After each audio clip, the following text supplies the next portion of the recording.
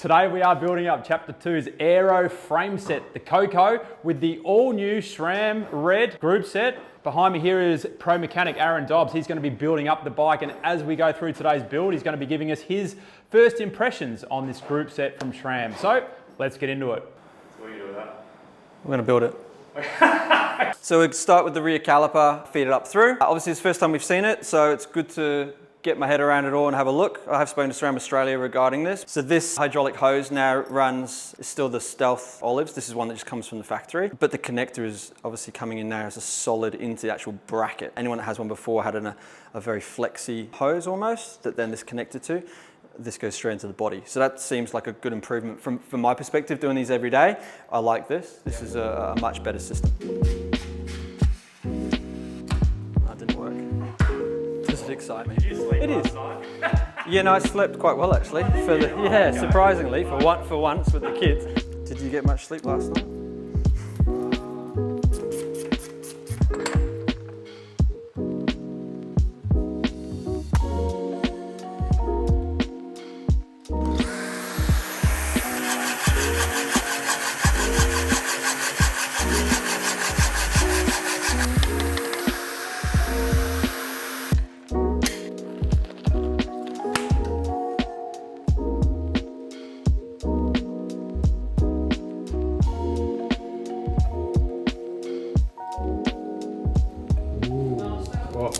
Lost a bit of focus. What are you doing here anyway, Neil? You just like to watch? I just like to watch, mate. I just like to watch. No, I'm here drooling over the new build, man. Yeah. I'm stoked for this one. I've always loved the Chapter 2 products, and the new red that's going on it, mate, it looks awesome.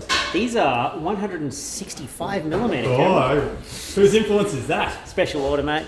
Special order. People with mobility issues. Yeah, mobility issues. So this one has a chaser. Well done, Chapter 2. No, some don't do it, some do. The ones that do it are obviously very nice to quickly help bike builds when we're doing lots of them. It just makes it quicker. You can use the magnets and everything else, but it's my little tool. See? Nice, quick and easy. Yeah.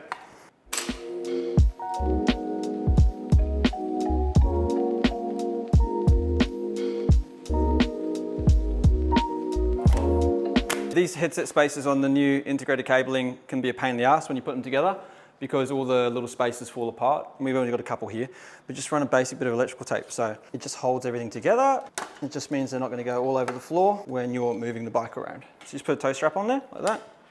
And then when you do this, your fork doesn't fall out on the floor. Because obviously we don't have a handlebar on there yet. And that way we can just kind of work with this a little bit easier without having to worry about the fork sliding out. Yeah, so this is the Mana 2 bar, that's the new one. Again, these handlebars have a chaser in them already. I'm gonna work out, you can blow in one and obviously work out where it's coming out the other end. Sometimes they cross them in the handlebar.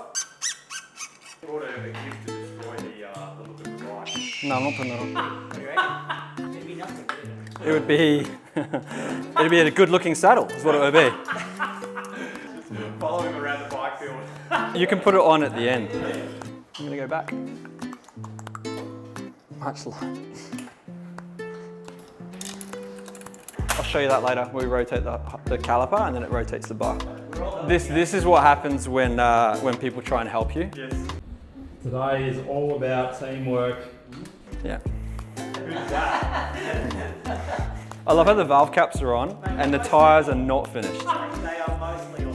Thanks. I'm not sold, but it's definitely an improvement. Can we have coffee or not? It's on. It's not on. The cassette, lightweight. I think they've made a few tweaks, but it doesn't look much different to me. But aesthetically, it looks different. Again, there's more machining on the back here. Chapter 2 unreleased wheel set, the REHI. Hub quality's pretty good. I've already pulled them apart. They're greased on the faces, so which is good. Got 5 pulls. SRAM CX-ray. So right now with that handlebar, remember, if you've got the bike flat, it pulls to the right all the time. Okay, so as you rotate this, it will rotate. So now,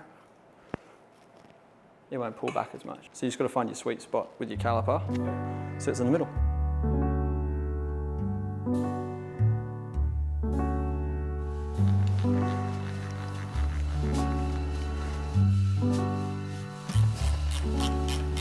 Tips away, otherwise I don't have a job soon.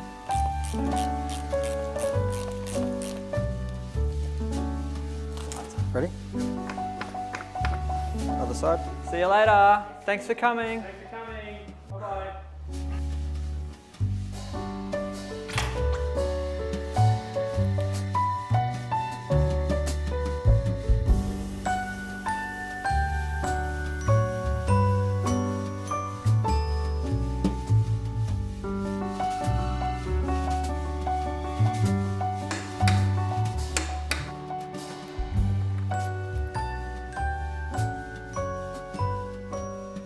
So with this hood, they're using this indentation line that's going all the way through the hood here. That should be your horizontal line. So when the bike's obviously level on the floor, it just means that then we normalize the angle. Across the top of the hood here, you've also got a center line that runs straight through here. And that center line, obviously they're looking at working with the lever with getting the degree of angle. But yeah, it's just two reference markers because all bars are different anyway. Yeah, so it's effectively 22 on the radius. So I'm actually, where I normally put them anyway is very, very similar. I'm gonna give you a little bit of extra length, push it into the handlebar.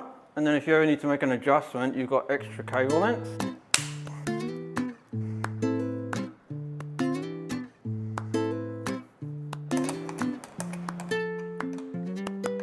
Yep, go.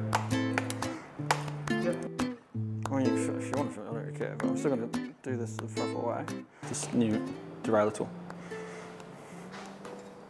Connected the brakes, mate, what a difference. The levers feel phenomenal. Compared to before, and I was given the heads up that there would be a huge improvement. I kind of didn't believe it.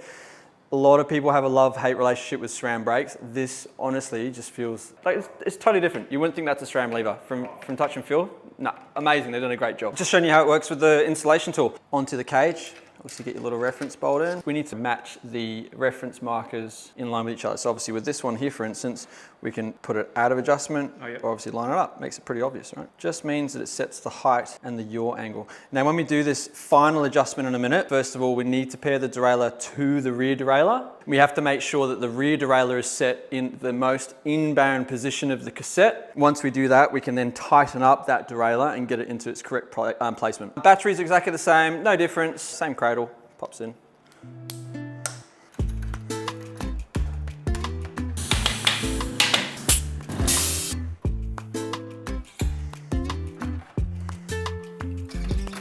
So we go into pairing mode.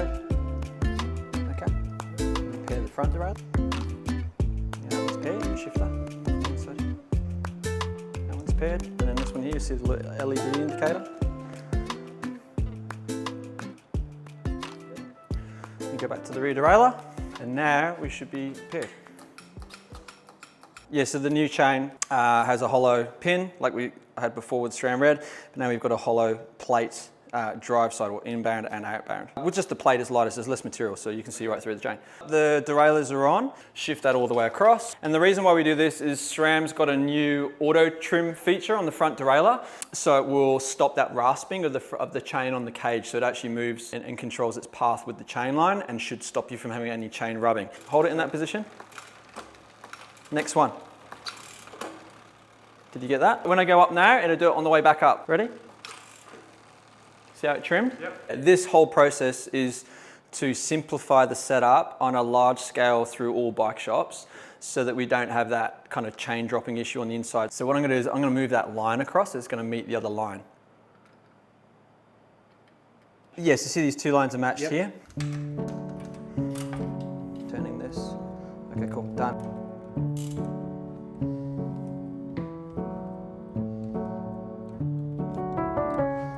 Top.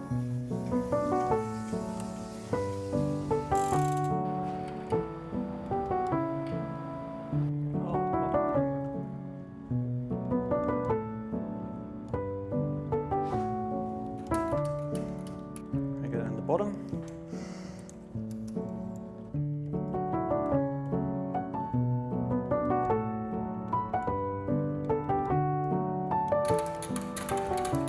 This is adjusting the low screw position. It feels so solid. Needs a trim adjustment there. That's smooth though. Oh, yeah, it's an improvement.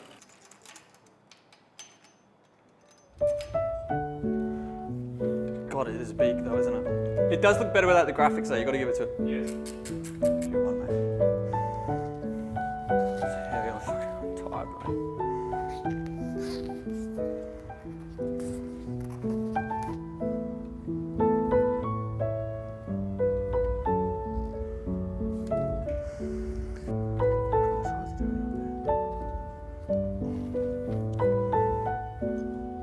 Firmware's up to date.